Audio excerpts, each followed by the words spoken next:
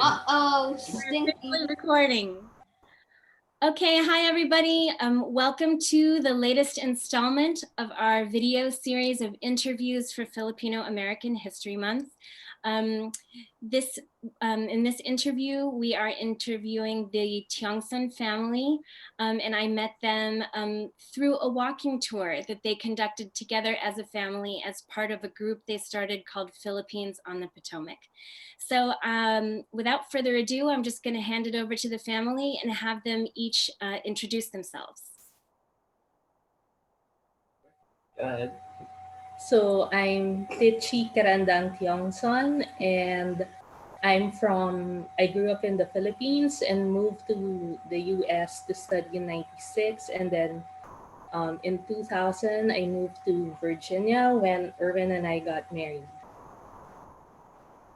I'm Nicholas. I was born here in the States, and then I lived here a while, then moved to the Philippines for a year, and then we came back, and that's where I've been for the past few years. Hi, my name is Raphael, and I was here in the US, and I'm sorry. Do you need it? Okay. Do you want us to do it over? It's okay. Totally fine. Hi, I'm Irwin.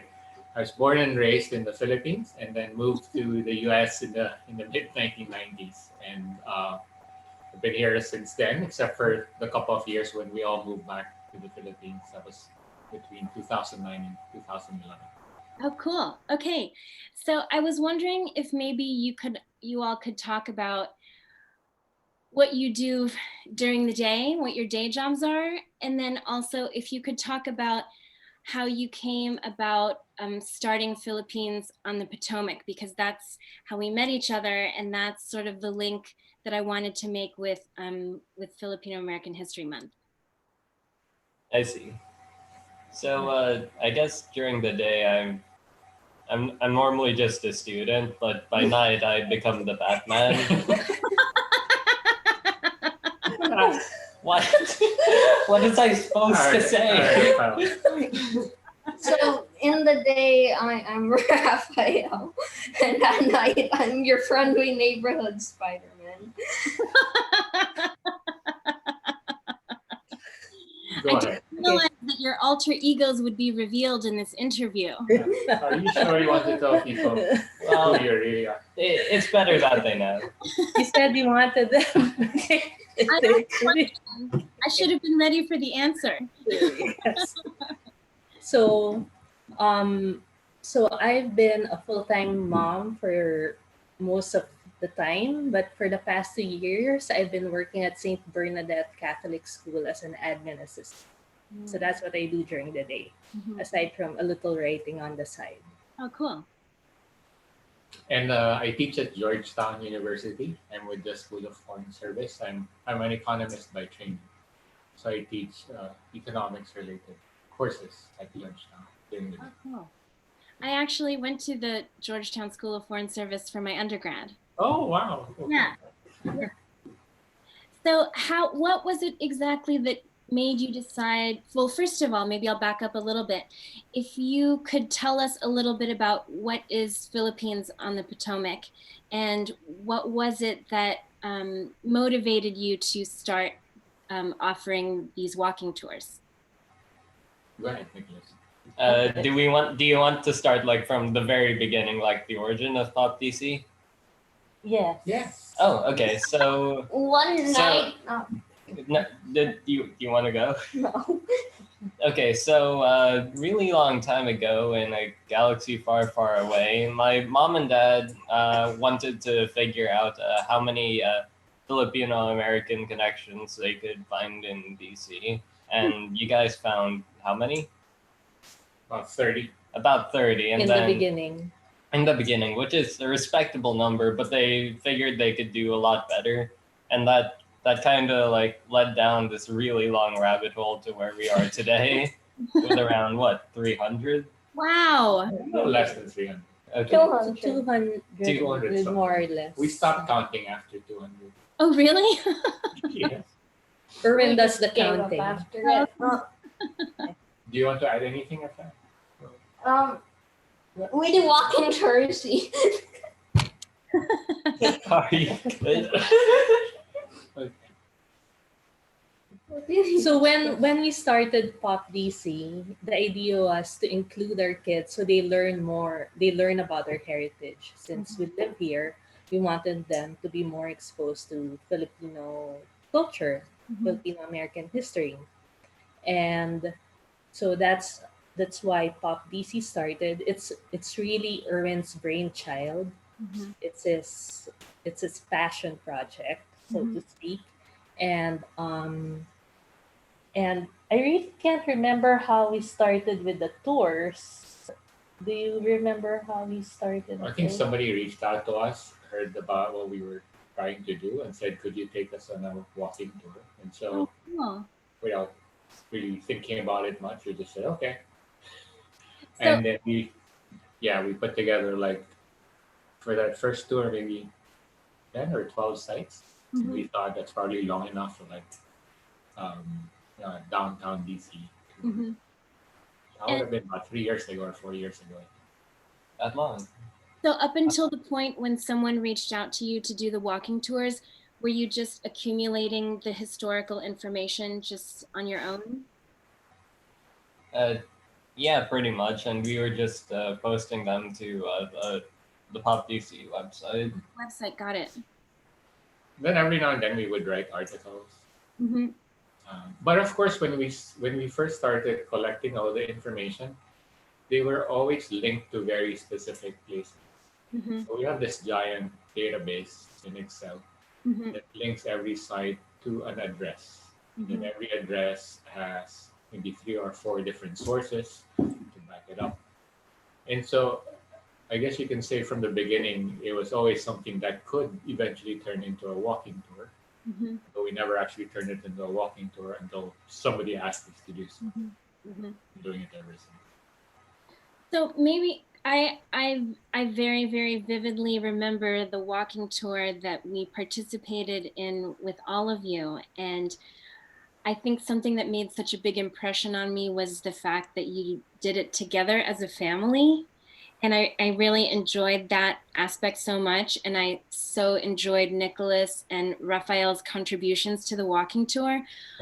And they were delivered with so much poise and professionalism and like knowledge of the history. It just was like really super impressive. So for people who might be watching this video who haven't had the good fortune like me to be on a walking tour with you, could you maybe like describe maybe give us some examples of some sites that people might be familiar with in DC, not because they have links to the Philippines, but just sites that people in DC might recognize and maybe they don't realize that they have links to the Philippines, just to give folks a sense of what would people experience on the walking tours that you give. Raphael, you look like you haven't. The National Geographic Museum.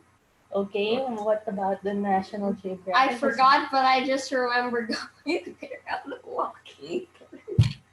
He is right. We do go there. Yes. I think one of the reasons we go there is because of I think an article that they published a while ago that depicted the Filipino person living at the time as in to put it one way, a fairly racist manner. Stop me if I'm remembering this wrong. That was part of it. Okay, go ahead, and then. Go ahead. I'm trying to remember the other reason we went there. So one of the other reasons we showcased the National Geographic, and I'm sure you remember this, Genevieve. I do. Yes, so it's because Eliza Sidmore worked there, and she recommended to First Lady Taft that the Potomac, that she wanted a Potomac Park. She wanted something like the Luneta in Washington, D.C., because they lived in the Philippines for some time, and she wanted something like that. and that's why we showcase it. Yeah, that's more or less. Um, Actually, we there's can do another it. one. Actually, would you like to do this backwards? Name a site, and we can probably say something related to Philippine American history. Sure, I'm trying to remember some of the other places. Oh, it doesn't even have to be any of the sites we visited. So just think of it. Oh, okay. Anywhere on the National Mall? Yeah. Yeah. Okay. So there's during the early colonial period when the U.S. annexed the Philippines, they asked Daniel Burnham, an architect from Chicago, to put together a plan for Manila. So his plan for Manila was actually based on Washington, D.C.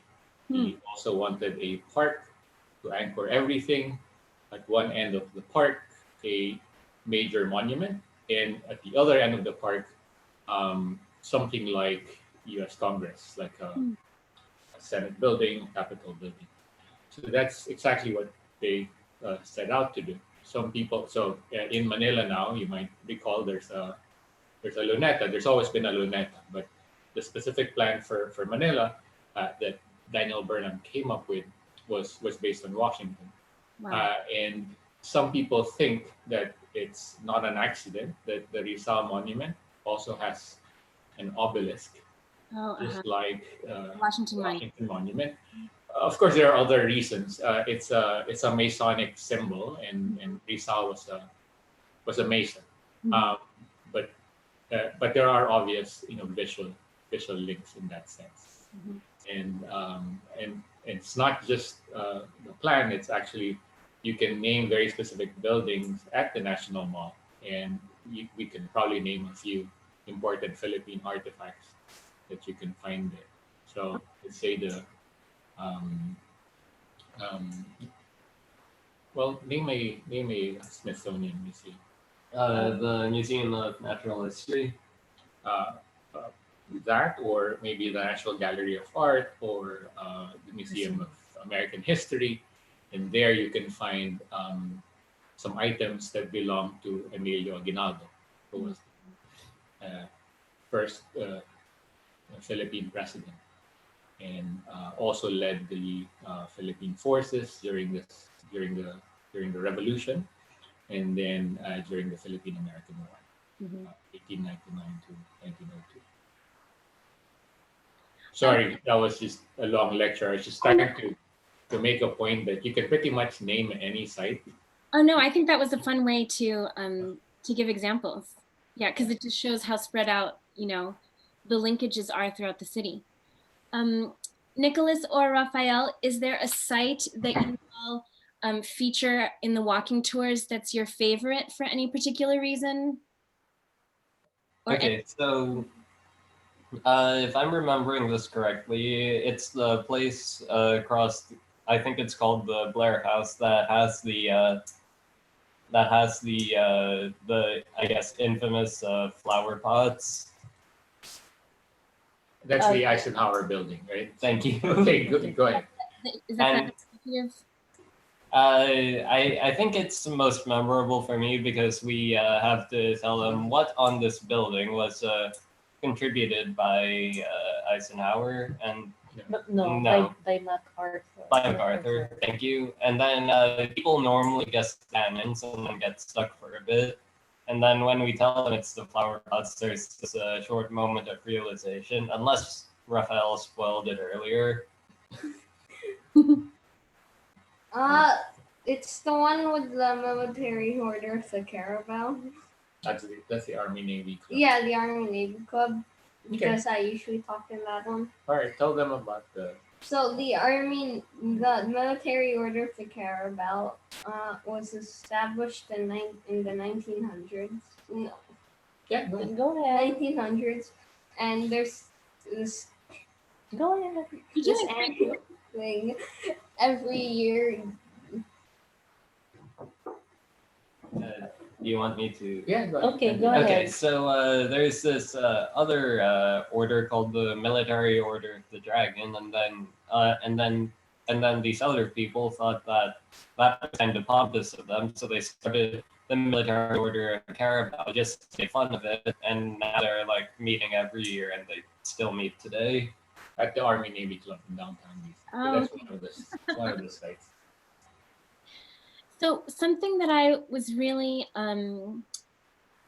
so struck by during the walking tour was all the very fine details that you know about the various sites. So I was interested in what the process is of tracking down this historical information. So I was wondering if you could talk a little bit more about the documents that you use and the sources that you use and how easy or difficult they are to find. Just because, you know, I think that in this digital world, it's so easy to assume that all the knowledge in the world is on the internet, which just really isn't true. And I think it's so easy to forget that there are so many other sources of information out there, and a lot of them are still not digitized. That's true. In fact, if you can find it online, then probably that's not too interesting. Somebody else already put it there, and so the more interesting things tend to be the ones you find offline. But maybe she can share some of her stories, and I can also share a couple of stories about some of our finds, just to give a sense of how we put things together. Mm-hmm, mm-hmm. Okay, so maybe I can start off with one of our topics. So Mm-hmm. I love to talk about Sofia de Vera. She was the wife of the resident commissioner, and she lived here in Washington, D.C. from 1917 to 1923. Now, we first learned about her when Irwin found a book that mentioned her in a secondhand bookstore in Arlington. Wow. And we never heard of her. And we were intrigued because it was such a glowing description of this Filipino lady. And well, we started off with online sources. So we researched her. So we found out that she was married to the resident commissioner. And we also found some bits of information like her address. And we found newspaper articles. Wow. So those were some of the online sources, but Irwin went a step further and got the actual books. So she got books that Sophia either co-wrote or, for example, the Congressional Cookbook. He found the cookbook so we could see the actual recipes that Sofia de Vera contributed. So that's sort of our process. Mm-hmm. But we do start off online, but Irwin also has this wonderful collection of letters that you won't find online. Wow. And there are so many stories in there. And I don't know if you want to share a specific story too. Sure. Maybe I'll share a couple of stories just to give a sense of how we look for things, if that's okay. Oh yeah. And I'll start with something easier. Sorry, I have a stack of books here just for show and tell. So this is I don't know if you can see it. So this is an anthology of poems written by Jose Garcia Villa. It was published in 1942. Nicholas. Yeah, and then most people think of Jose Garcia Villa as one of the most important post-war poets. Actually, he started publishing even before the war. He was among the best poets of his generation. He's all Filipino-American, and he was a long-time New York resident. In fact, some people still refer to him. I think his students still who are still around refer to him as the Pope of Greenwich Village. Oh. Okay. Right. So he's a New York poet. That's what everybody knows. Now, if you look at this book, published in 1942, and then you look at the inside front cover, then you read his bio notes, it actually says at that time, 1942, he was with the Philippine government in Washington. So it turned out So we started looking at official records. We started looking at memoirs of people who were here at that time. And we established that, in fact, Jose Garcia Villa was here, at least for part of 1942. And then we started looking elsewhere, and we have since found, letters he wrote while he was still here. And so it carried a Washington, D.C. address. We also were interested in finding out more about some of the poems he actually included in this anthology. And we said, well, for a future walking tour, it might be cool to tell them where he was working in 1942. That's one of our stops. And then we said, because we want our tours to make use of multimedia material, we thought it might be cool to, maybe play an excerpt of Mr. Villa reading one of his poems. Oh, cool. Now, that took a while to find because, you can't find anything online. We used World Catalog to look around, and we determined, after a long search, that there is, in fact, we figured this out years ago, there was some surviving recording from a guest stint that he did at a radio station in New York. Oh, wow. So they had a recording of his recital, but in 78 RPM. And so we wrote to them and we asked if they could digitize it, and they did. And so I actually have one of the clips here, if you would like me to play a short clip. Yeah, sure. Maybe if you could hold it really close to the computer microphone so we could hear it. Okay.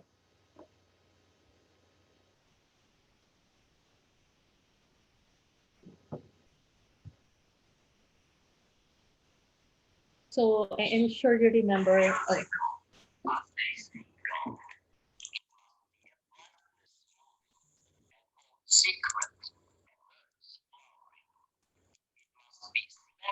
really hear it. Oh, you can. Can't really hear it. That's okay. Okay. Sorry, I just wanted to give a sense of what it's like to, piece together all these things. Yeah, and then how cool that it ended up with you actually finding a recording of his voice. That's so like, you must have been so excited when you came across it. Yes, it was really thrilling. The other thing we discovered was that he was friends with E. Cummings, who was a major poet. And here's a book of poems written by E. Cummings, featuring photographs taken by E. Cummings' wife. And there's a poem that's really dedicated to Jose Garcia Villa. Oh, wow. And he has a photograph. Is that a poem of him? I don't know. Is that Jose Garcia Villa in the Jose Garcia Villa. Yes, that's it. Oh my gosh. And then we thought, well, if he was friends with E. Cummings, maybe they corresponded. And so we went looking for the papers and letters and personal, documents of E. Cummings. We found them, and there were in fact letters exchanged between Villa and E. Cummings, and some of those letters carried the Washington, D.C. address. Wow. So, sorry, that's probably taking longer than what you expected. I'll share one of our favorite stories. Would you like to tell them about this? One day we went to, it's a long story, we went to Manassas. It was around Christmas time. I want to, it's a long story, but I want to share how when you do a good deed, it comes back to you. Oh yeah, let's hear it. Yes. Right. Yeah. So So it was around Christmas time. A package was delivered to our house by mistake, and UPS wouldn't get it back. Oh. So it was just complicated. But we noticed that it was a next day delivery, and it looked like it was a present. I mean, we assumed that it was a present. So we thought that person would want that. So we looked at the address and said, hey, we can drive to this place and just drop off that package for that person. It's like a 30-minute drive from here, more or less. Yeah. So Do you remember? Yeah, very good. so we went we went to the house and dropped off the package. And on our way back, we said, oh, let's stop over this place in Manassas and just have lunch there. Okay. And then we said, oh, look, they have a secondhand bookstores. And to this family, when you mention a bookstore, you have to go to that bookstore. So after lunch, we went to that bookstore and we all went to our respective spots. The kids go to the kids section, I go to the food section, we went to the history section. Yeah. And then I couldn't find anything. The name of the bookstore, by the way, is Prosperous Books. Oh, cool. I couldn't find anything. I went to the history shelf. And then, so because I couldn't find anything, I asked the owner, do you have anything on the Philippines? And then he said, well, one just came in this morning. And then without thinking, I just said, okay, I'll buy it. And then they showed it to us. Do you mind showing it to them? So should I show the sure. the thing on the... So it's a book from 1916, and it's autographed. I don't know if you can read it. Can't read it. Okay. Okay. Okay. So it says, to Miss Nina Thomas, cordially, Maximo Calo. Okay, so this book is important for a number of reasons. It's not the first book in English written by a Filipino writer, but it's certainly among the first. Okay, so that makes it important. It was written by Maximo Calo, who was a law student at Georgetown at that time, in 1916. Wow. And he was secretary to resident commissioner Quezon, the same Quezon who would one day become a Commonwealth president. And Calo later moved back to the Philippines and became eventually the first Filipino chair of the political science department of the University of the Philippines. Wow. So, that alone, makes this book really important. But it's the inscription that makes this priceless. Because as soon as I saw it, I couldn't remember all the details, but I knew that name rang a bell. So Nina Thomas. And I knew I had seen that name before. And then, so as soon as we got back home, I went looking for it. And I remembered where I saw it. It was a footnote. So somebody had written an article about Manuel Quezon, about how while he was resident commissioner here during that period, so around 1916, he had actually gotten engaged to an American woman. Oh, really? In fact, a lawyer, one of the first female lawyers in the US. But eventually they had to break off the engagement because, you remember the story? Because Yeah, right. because he married because he was advised. Okay, he was advised that the optics didn't look good if he married an American, and he was pushing for Philippine independence and nationalism, and he marries an American lady, no matter how qualified or... It would just look bad. Yeah. Yeah. Okay. So in fact, he was told it was political suicide. Oh, yeah. To be engaged to an American woman. But this book was inscribed to Nina Thomas. And remember, the bookstore owner said the book had just come in. Mm-hmm. This was like 3-4 years ago. So let's just say 2016. So in fact, somebody held on to this book for like 100 years, right? Mm-hmm. More or less. So this must have been valuable to somebody. Mm-hmm. And there's another name here, and there's an address. It's a long story, but we then spent the next few days just putting together. Erwin spent the next few days. Through December 30 or December 31st, I forget. We put together their family tree. Wow. So we figured out that this book eventually was given to Nina Thomas's niece. Nina Thomas never married. Oh, really? And it's a long story. We managed to connect with the niece's family. So we wrote to them. Thankfully, we already had the Pop DC site so that they wouldn't think we were stalkers. So we're legitimate. crazy.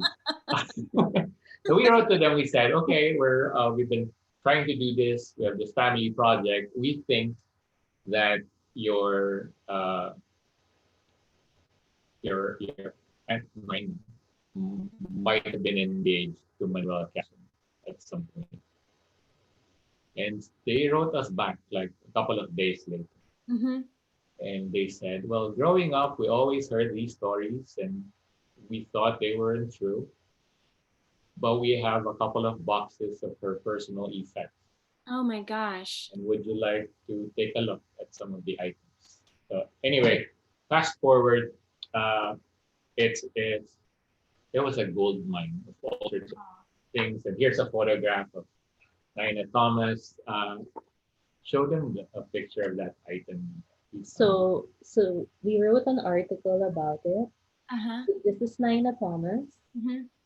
And so we found a number of items in those two boxes, but we found Manuel Quezon's swag stick. I don't know how clear it's going to be. So this is the swag stick. It's like a walking stick. Oh, that was Manuel Quezon's walking stick? Yeah, and it had his initial. So if you look closely, it says MLQ. So Manuel Quezon. I'm sorry. Yeah, I can see The it. camera isn't so good. So. Yeah, I can see it. And then, but then, okay, the biggest item that we found, which was really, The ring? Yes. Yes. The engagement ring. Oh my gosh. And it has the stone taken out. Well, well, that's the sad part. She can tell you that story. So if I remember correctly, they divided the ring. Somebody got the ring, and one of the nephews received the stone, and he used it. Nina Thomas's nephews or Manuel Quezon's nephews? Nina Thomas's nephews. So he got engaged and married. So he used that stone for the ring. Right. But they got divorced. So the stone is gone forever. Oh my God. But they still have the band, and the band, if you look closely, the band has their initials. Oh my gosh. Because so the engagement got so far that she actually had a ring and then it got broken off. And Erwin found the telegrams between Nina Thomas and Manuel Quezon. No way. Because she was planning a trip to the Philippines. Oh my God. And he was typical guy. He was acting weird. Typical guy, Genevieve. That's all I can say. Started avoiding the issue over telegrams. So she was getting upset. And at some point, she decided to, she was the one who said it. She had a distinct way of saying, I'm releasing you from your obligations or something like that. Because he was just acting too weird. She used a very distinct phrase. So they broke up via telegram. Oh my gosh. But you know, don't pity Nina Thomas because she was a successful lawyer, and Erwin can tell you a lot more about her. And she did not marry, but she had boyfriends. And when you look at her things, Genevieve, this was a lady who had luxurious stuff, like very fine items, and she also had a lot of passports. Wow. Because she traveled a lot, and her family started to think that she was a spy because she was traveling to all these places. So did she come from a privileged family? It seems like it, right? At least, affluent enough to send her to college and then eventually graduate school. She has a master's degree. And it seems fairly unusual for a woman of the time to have gone to law school, right? That's right. So in fact, she's one of the first female lawyers. And did you say she went to Georgetown? No, she went to what's now part of American University. Oh, okay. So it was Maximo who went to Georgetown? Yes, Yes. Maximo Calao, who was Okay. Quezon secretary. So they probably knew each other maybe through the legal Yeah, community? right. Or through Or- Quezon, since right. Calao was secretary to Quezon. Right. Oh my gosh, what a juicy story. So just to use that to illustrate, what we do, it depends on what we find, right? Sometimes it's just a little note written on a page of a book, Right. and then we use something like ancestry or birth records and baptismal records and so on to piece together like a family tree. And then we look at other existing records to verify whatever it is we find out, and then we try to reach out to maybe some of the descendants. Wow. I mean, to see if they have more, items. right. What strikes me is like how much serendipity is involved. Surprisingly, it's like, what if you didn't return that UPS package, That's true. that bookstore. It's like you found the one key piece at that bookstore, but you could have just as easily ended up not doing that day. That is true. Or like, what if you return the package after Christmas, and if the book had just gotten there like just that day, what if someone else bought it instead of you, who wouldn't have known the historical significance? In fact, we went back like maybe a week ago to buy You did? another book written by Calao, but it is an important volume because it's by Calao, and I think it's also signed, but nothing like the Nina Thomas story.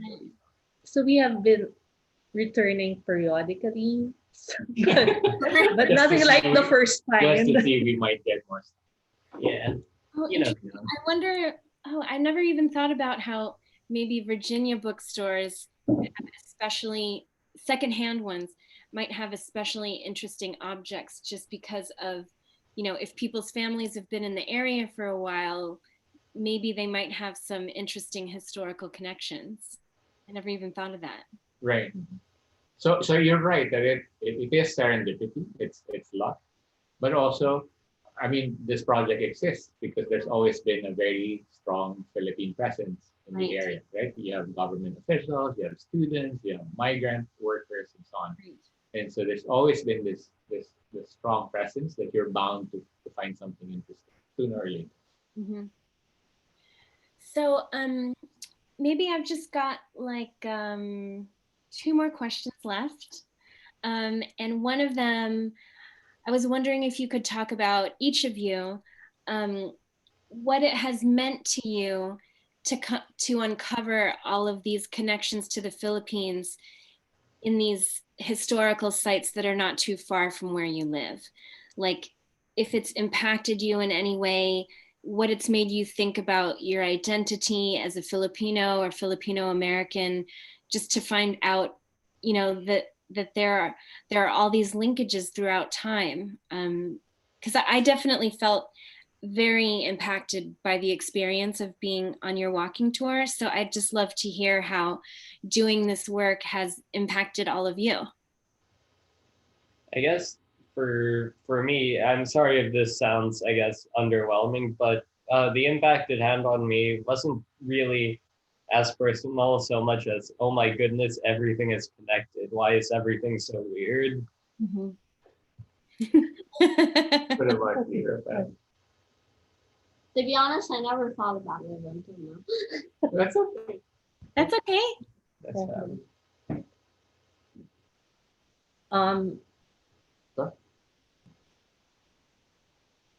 I don't know. Why don't you go first and I'll think about your answer.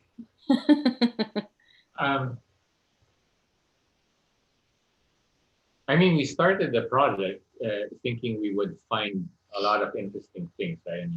That's why we started it. I didn't think we would find this much. Mm-hmm.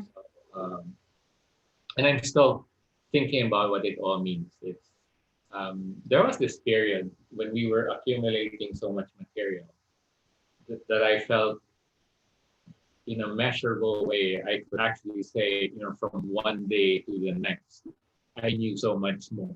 Mm-hmm. just because of the volume of materials that we were collecting, and then forcing us to rethink some of what we thought we knew about Philippine history and Filipino-American history and so on. Some things turned out to be quite, counterintuitive or surprising. For example, many of the people who were the most supportive of Philippine independence turned out to be from the South, which isn't that interesting? So the Jones Law, for example, was written by William Atkinson Jones, who was the Virginia congressman. He actually fought at Richmond during the Civil War. And another example, Francis Burton Harrison, who was Philippine Governor General from 1913 to around 1921, was one of the most progressive governors in the Philippines. It was actually during his time when many more Filipinos joined the civil service because he wanted to, the term that people use is Philippinize the government. He's from the South. He's actually a Fairfax descendant. Wow.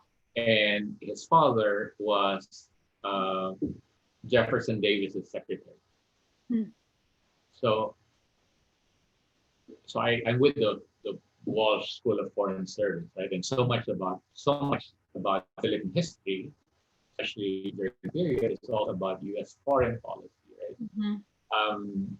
So these are things I continue to think about, right? How surprising this is and how counterintuitive, how people most supportive of Philippine independence and anti-imperialist in that sense, but actually from the South, and forcing me to then re-examine some of my assumptions about U.S. history and Filipino-American history in general. So it's hard to talk about this as though it's over, right? Because this is something we continue to think about and what it means and what our assumptions are about being Filipino and our assumptions about Philippine history and Filipino history. So it's an ongoing thing, right? So even today, I have a few new discoveries and so thinking about what they mean. When we post about these things, they're actually things we haven't fully thought out, but we think it's interesting enough that it's shared with the people, and maybe that prompts some reflection and re-examination and so on. That's all I can say for now. Maybe if you can add two more things. Well, Erwin has this beautiful line when we end our tours, and I'll make him say it later, but for me, as a transplant, I moved here in 2000, and I've always been interested in history and culture, and just doing this project made me appreciate it more. It became more real because it's different for you to learn something in the abstract that, there was the Philippine Commonwealth government. It was a government in exile during the war. And it didn't really mean anything to me at that time. But now when I think about it, it meant that the Philippine president was actually in Washington, D.C. And another Philippine president, President Sergio Osmeña, took his oath of office in the United States. How crazy is that? Right? Yeah. So all these little details, well, not little details, but all these details suddenly come alive. And even when we're doing the walking tour, you really feel how the Philippine presence is there in Washington, D.C. And it makes the city very alive and very rich for me. It's not just the Philippine history, because Philippine and American history is very much intertwined, I also have a greater appreciation of American history because of this. And I think that's the biggest thing that I got from Pop DC, just this greater appreciation of the city, of the history. And if Erwin, could you share that line that you usually say at the end of our tours? Thank you for coming. See you later. Because he says it so well, and I think that's what Pop DC is. I'm not sure which line it is. See In you every later. corner. We actually wanted to turn it into one of our postcards. At some point we came up with like a Pop DC postcard, and it's we try to do it. We overlay, contemporary pictures of a place, overlay it on a vintage photograph of that same place. Oh, And we must have shown you some of these things during the tour. And then we thought of a tagline like "History is one street corner away" or something like that. But the other insight is, I think, from the work that we've been doing is, at least from a personal perspective, this was my very simplistic view of, Philippine history from my high school days or college days. The Philippines was annexed by the U.S. and then the U.S. then prepared the Philippines for independence. So for like several decades, it was a period of nation building and creating institutions and literally even building government buildings, some of which have survived through the Second World War and so on. So that's how I thought of it, a highly simplistic view of Philippine history. Based on the Pop DC work we've been doing the last few years, it's much clearer to me now how mutually transformative this relationship was, right? It's mutually transformative in the sense that it wasn't one way. It wasn't the U.S. training and coach the Philippines, preparing the Philippines for independence, but as the U.S. governed the Philippines, it also changed in the process in very tangible ways, right? The DC landscape itself, you could argue, has been reshaped by this colonial experience. Which she was talking about West Potomac Park earlier during this interview, how that was influenced by Luneta. So earlier I told you the plan for Manila, including Luneta and its place in the new plan for Manila in the early 1900s, that was based in Washington.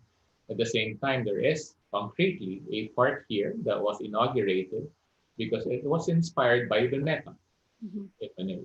So if you read Mrs. Taft's autobiography and her diary, what was the phrase she used? She wanted a Luneta for Washington DC. And so in a very tangible way, the landscape of Washington has changed, but also even more important, many of the U.S. leaders in the early 1900s actually acquired very important experience in the Philippines. It's as though they learned to govern. The U.S. learned to govern as a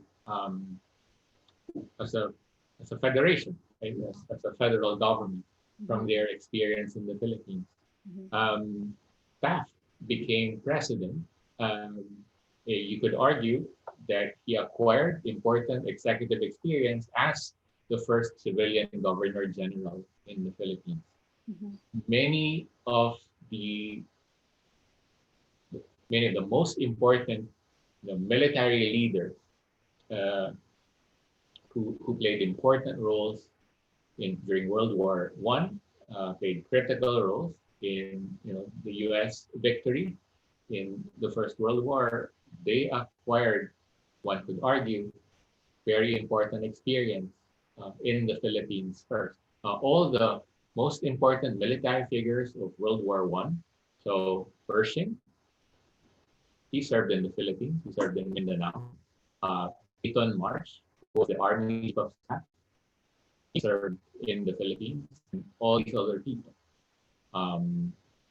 Anyway, sorry. My point is, I used to think of it as mostly one way. Mhm. It's quite clear that this was a transformative experience. Mhm. And now, as we think about this particular moment in U.S. history, the Black Lives Matter movement, all these conversations going on racism and prejudice, they have also prompted me to look back at Filipino-American history from that lens. Mhm. How did African Americans respond to the annexation of the Philippines, right? What were the experiences of the African Americans who served in the Philippines as teachers, maybe as soldiers, or as civil servants? Mhm. I'm still in the middle of it. I'm reading up on all these things. So unfortunately, I'm not ready to share insights yet at this point, but it's, as we work on these things and we all think about this particular moment in US and world history and trying to see all these different connections. Mhm. Well, I think for my very last question, I was wondering if you could talk about, because I've just been asking this is a question that I've asked everyone that I've interviewed so far. So I was wondering if you could talk about the idea of like legacy in terms of why you're doing this work and what you want people to take away from it, both in terms of maybe on a personal level in your family, because I read on the POP website that this work is inspired by or dedicated to Nicholas and Raphael. Wait, what? But also, They didn't Hey, know. legacy. oh, they didn't. But that's what it says on the website. That's what I remember reading. But then if you could also talk about, the folks that come on your walking tours, many of whom I assume may be Filipino or Filipino-American, but there might be people who come on your tours who are not necessarily Filipino or Filipino-American. And what would you like people to take away from this like really rich historical work that you've been doing? Okay, go. Okay, so I forgot the question. You have the question? Yep. What would you like people to take away? That your culture is like more apparent. What did you say?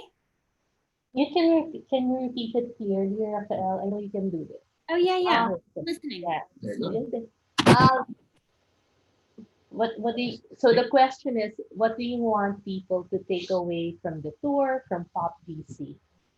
From our social media site, on Facebook, and the articles we've been writing. That your culture is like more apparent than you may think.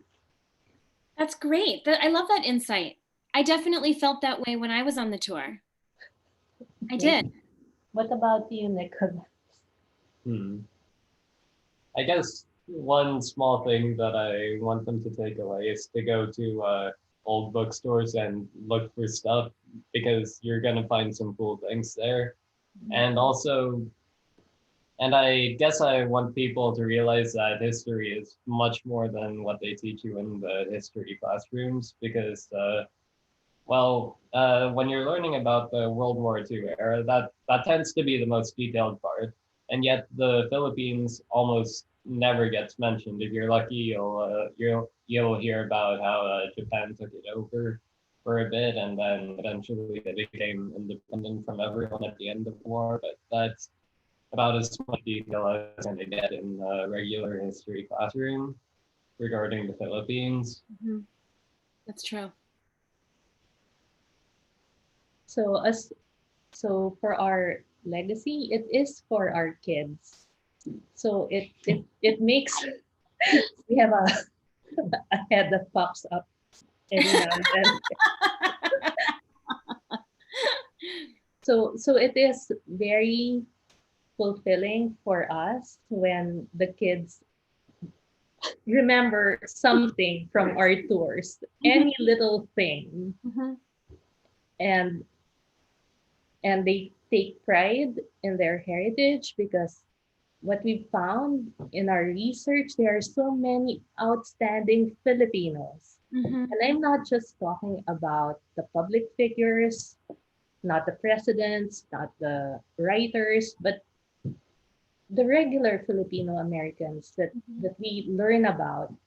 And it's just something that I hope people can find pride in about being Filipino. Mhm. And um, I think that's my the main thing I want people to take away from our tours. Mhm. There's something that to be proud of their heritage. Mhm. I think Rafael wanted to add a few more things. Wait, what? Did you? Did you? Did Okay. you? Oh, wait. I forgot. Okay. Maybe it'll come up. Okay. This was in fact for Nicholas and Rafael, right? Because remember earlier we told you we moved back to the Philippines Right. from 2009 to 2011, and so around 2012 was when we first started thinking about it, right? Tichi and I said, how do we teach Nicholas and Rafael about their cultural heritage in a way that's not abstract?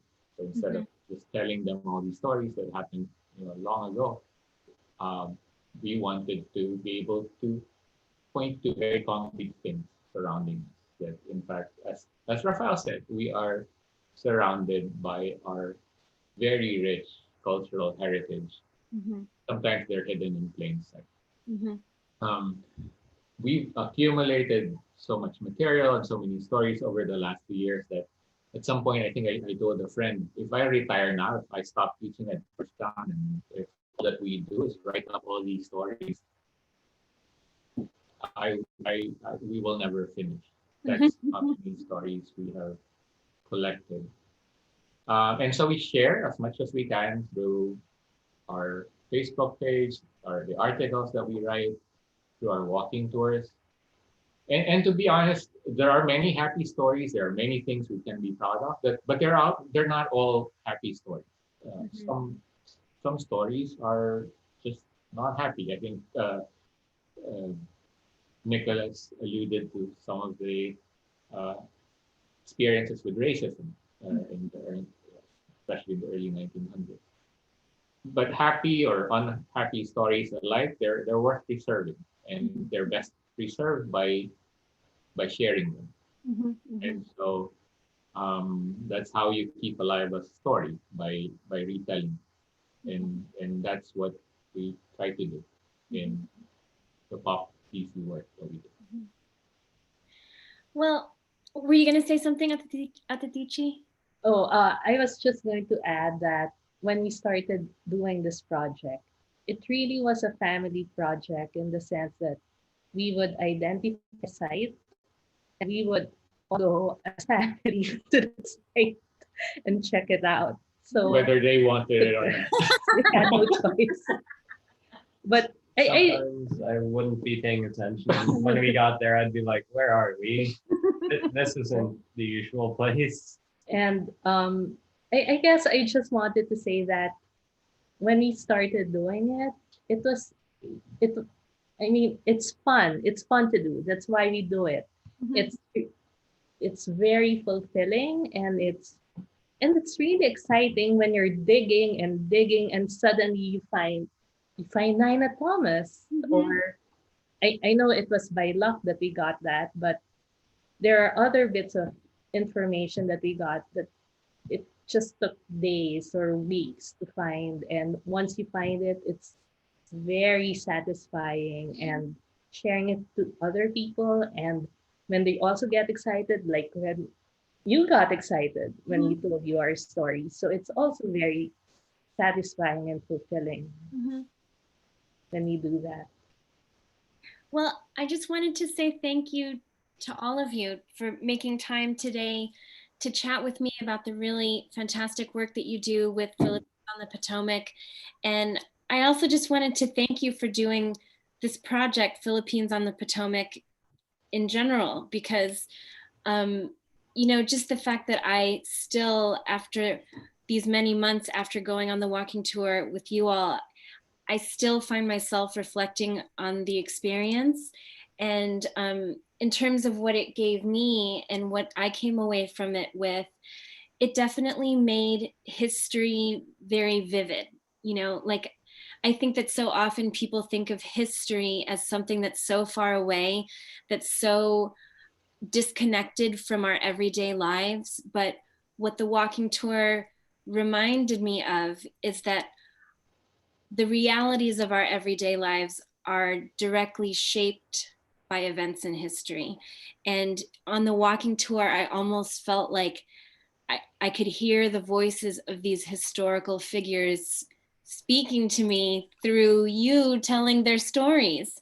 And it just made it come alive. And I actually felt very like, I felt so fortified by the walking tour, because I felt like, you know, I lived in DC now for 26 years, and I grew up in Chicago. And when I first moved here, especially, there's so many Filipinos in Chicago. And so when I first moved here, I felt like I had a lot of trouble finding other Filipinos. Like, it wasn't as easy as, you know, what I was used to growing up and having there be a big Filipino community around. And in terms of the East Coast, you know, DC is not quite like the center of Filipino population that New York or New Jersey is. You know, like, we're here, but it's definitely a smaller number, and it's more dispersed, you know, like throughout the region. It's not as much like, there's no neighborhood like Woodside in Queens, where it's like, you almost feel like there's a million Filipino businesses all around you. But when I went on the walking tour, it made me feel almost like the Filipinos of the past who have walked on the streets of Washington. It made me feel like they were with me. Oh, You know? yeah, thank you. Oh, you know, it made me feel like weirdly like less lonely, even though they lived like so long ago.